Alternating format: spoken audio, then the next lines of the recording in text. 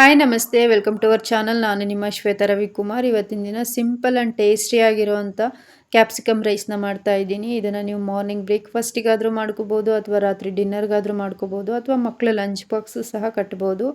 ತುಂಬಾ ಚೆನ್ನಾಗಿರುತ್ತೆ.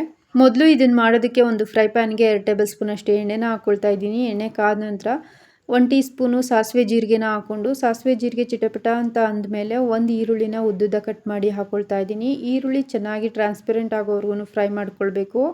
ಹಾಗೆ ಯಾರಾದರೂ ಹೊಸಬ್ರು ನನ್ನ ವಿಡಿಯೋನ ನೋಡ್ತಾ ಇದ್ದರೆ ಪ್ಲೀಸ್ ಸಬ್ಸ್ಕ್ರೈಬ್ ಮಾಡ್ಕೊಂಡು ನೋಡಿ, ಹಾಗೆ ಒಂದು ಲೈಕ್ ಕೊಡಿ. ನೀವು ಒಂದು ಲೈಕ್ ಕೊಡೋದ್ರಿಂದ ನನಗೆ ಇನ್ನೂ ಒಳ್ಳೊಳ್ಳೆ ವಿಡಿಯೋ ಮಾಡೋದಕ್ಕೆ ಒಂದು ರೀತಿ ಮೋಟಿವೇಶನ್ ಸಿಕ್ತಂಗೆ ಆಗುತ್ತೆ. ಈರುಳ್ಳಿನ ಫ್ರೈ ಮಾಡ್ಕೊಂಡಾದ್ಮೇಲೆ ಇದಕ್ಕೆ ಸ್ವಲ್ಪ ಕರಿಬೇವು ಹಾಗೆ 1 ಟೇಬಲ್ ಸ್ಪೂನ್ ಅಷ್ಟು ಶುಂಠಿ ಬೆಳ್ಳುಳ್ಳಿ ಪೇಸ್ಟ್ನ ಹಾಕ್ಕೊಂಡು, ಶುಂಠಿ ಬೆಳ್ಳುಳ್ಳಿದು ಹಸಿ ಸ್ಮೆಲ್ ಹೋಗೋವರೆಗೂ ಫ್ರೈ ಮಾಡ್ಕೊಳ್ಬೇಕು. ಆನಂತರ 1 ಟೊಮೆಟೊನ ಉದ್ದುದ್ದ ಕಟ್ ಮಾಡಿ ಹಾಕ್ಕೊಳ್ತಾ ಇದ್ದೀನಿ. ಟೊಮೆಟೊ ಚೆನ್ನಾಗಿ ಸಾಫ್ಟಾಗಿ ಎಣ್ಣೆಯಲ್ಲಿ ಫ್ರೈ ಆಗೋವರೆಗೂ ಫ್ರೈ ಮಾಡ್ಕೊಳ್ಬೇಕು. ಅನಂತರ ಟೊಮೆಟೊ ಚೆನ್ನಾಗಿ ಸಾಫ್ಟಾಗಿ ಫ್ರೈ ಆದಮೇಲೆ ಇಲ್ಲಿ ನಾನು ಒಂದು ಕ್ಯಾಪ್ಸಿಕಮ್ನ ಉದ್ದುದ್ದ ಕಟ್ ಮಾಡಿ ವಾಶ್ ಮಾಡಿ ಹಾಕ್ಕೊಳ್ತಾ ಇದ್ದೀನಿ. ಕ್ಯಾಪ್ಸಿಕಮ್ನ ಹಾಕೊಂಡ್ಮೇಲೆ ಗ್ಯಾಸ್ ಫ್ಲೇಮ್ನ ಕಮ್ಮಿ ಇಟ್ಕೊಂಡು ಮೀಡಿಯಂ ಫ್ಲೇಮಲ್ಲೇ 2 ನಿಮಿಷ ಫ್ರೈ ಮಾಡ್ಕೊಳ್ಬೇಕು. ಕ್ಯಾಪ್ಸಿಕಮ್ಮು ಎಣ್ಣೆನಲ್ಲೇ ಚೆನ್ನಾಗಿ ಸಾಫ್ಟಾಗಿ ಬೇಯಬೇಕು.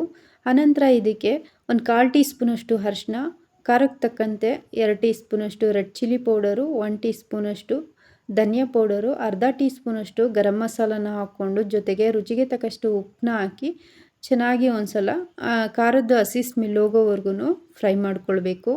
ಈ ಕ್ಯಾಪ್ಸಿಕಮ್ ರೈಸ್ನ ನೀವು ಒಂದ್ಸಲ ಮಾಡಿದ್ರೆ ಪದೇ ಪದೇ ಮಾಡ್ತಾನೆ ಇರ್ತೀರ, ಅಷ್ಟು ರುಚಿಯಾಗಿರುತ್ತೆ. ಮಕ್ಕಳಂತೂ ತಟ್ಟೆ ಪೂರ್ತಿ ಖಾಲಿ ಮಾಡೋದಂತೂ ಖಂಡಿತ. ಖಾರದ ಹಸಿ ಸ್ಮೆಲ್ ಹೋಗೋವರೆಗೂ ಫ್ರೈ ಮಾಡ್ಕೊಂಡಾದ್ಮೇಲೆ ಇವಾಗ ಇದಕ್ಕೆ ಒಂದು 1/4 ಕಪ್ಪಷ್ಟು ನೀರನ್ನ ಹಾಕ್ಕೊಂಡು ಒಂದ್ಸಲ ಮಿಕ್ಸ್ ಮಾಡಿ ಮೀಡಿಯಂ ಫ್ಲೇಮಲ್ಲೇ ಇದನ್ನು ಬೇಯಿಸ್ಕೊಳ್ಬೇಕು. ನೀರೆಲ್ಲ ಚೆನ್ನಾಗಿ ಡ್ರೈ ಆಗಿ ಸುತ್ತ ಎಣ್ಣೆ ಬಿಟ್ಕೊಳ್ಳೋವರೆಗೂ ಬೇಯಿಸ್ಕೊಳ್ಬೇಕು. ನೋಡಿ, ಇವಾಗ ಸುತ್ತ ಎಣ್ಣೆ ಬಿಟ್ಕೊಂಡಿದೆ, ನೀರೆಲ್ಲ ಚೆನ್ನಾಗಿ ಡ್ರೈ ಆಗಿ ಸುತ್ತ ಎಣ್ಣೆ ಬಿಟ್ಕೊಂಡಿದೆ. ಇವಾಗ ಮತ್ತೊಮ್ಮೆ ಒಂದ್ಸಲ ಮಿಕ್ಸ್ ಮಾಡಿಕೊಂಡು ಮೊದಲೇ ಮಾಡಿಟ್ಕೊಂಡಿರುವಂಥ ರೈಸ್ನ ಇದಕ್ಕೆ ಸೇರಿಸ್ಕೊಂಡು ಚೆನ್ನಾಗಿ ಮಿಕ್ಸ್ ಮಾಡ್ಕೊಳ್ಬೇಕು. ರೈಸಿಗೆ ಮಸಾಲೆ ಚೆನ್ನಾಗಿ ಹೊಂದ್ಕೊಳ್ಳೋ ಥರ ಮಿಕ್ಸ್ ಮಾಡ್ಕೊಳ್ಬೇಕು. ಇದಕ್ಕೆ ರೈಸು ಉದುದ್ರವಾಗಿರಬೇಕು. ಹಾಗಾಗಿ ನೀವು ಇದನ್ನು ಮಾಡೋದಕ್ಕೂ ಅರ್ಧ ಗಂಟೆ ಮುಂಚೆನೇ ರೈಸ್ ಮಾಡಿ ಇಟ್ಕೊಂಡ್ರೆ ಈ ರೀತಿ ಉದುದ್ರವಾಗಿರುತ್ತೆ. ನೀವು ಬಿಸಿ ಅನ್ನಕ್ಕೆ ಮಾಡೋಕ್ಕೋದ್ರೆ ಮೆತ್ತಗಾಗ್ಬಿಡುತ್ತೆ, ಆವಾಗ ತಿನ್ನೋದಕ್ಕೆ ಚೆನ್ನಾಗಿರಲ್ಲ. ಈ ರೀತಿ ಉದುದ್ರವಾಗಿದ್ದರೆ ತಿನ್ನೋದಕ್ಕೆ ತುಂಬಾ ಚೆನ್ನಾಗಿರುತ್ತೆ. ಇವಾಗ ಲಾಸ್ಟಲ್ಲಿ ಸ್ವಲ್ಪ ಕೊತ್ತಂಬರಿ ಸೊಪ್ಪನ್ನ ಸೇರಿಸ್ಕೊಂಡು ಒಂದ್ಸಲ ಚೆನ್ನಾಗಿ ಮಿಕ್ಸ್ ಮಾಡ್ಕೊಂಬಿಟ್ರೆ ಸೂಪರ್ ಟೇಸ್ಟಿಯಾಗಿರೋವಂಥ ಕ್ಯಾಪ್ಸಿಕಮ್ ರೈಸು ರೆಡಿ ಆಗಿಬಿಡುತ್ತೆ. ಇದನ್ನು ಒಂದ್ಸಲ ಮಾಡಲೇಬೇಕು, ಅಷ್ಟು ರುಚಿಯಾಗಿರುತ್ತೆ.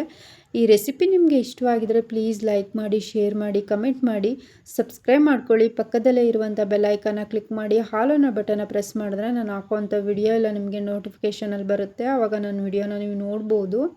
ಈ ವಿಡಿಯೋ ನೋಡಿದ್ದಕ್ಕಾಗಿ ತಮ್ಮೆಲ್ಲರಿಗೂ ಧನ್ಯವಾದಗಳು. Thank you all.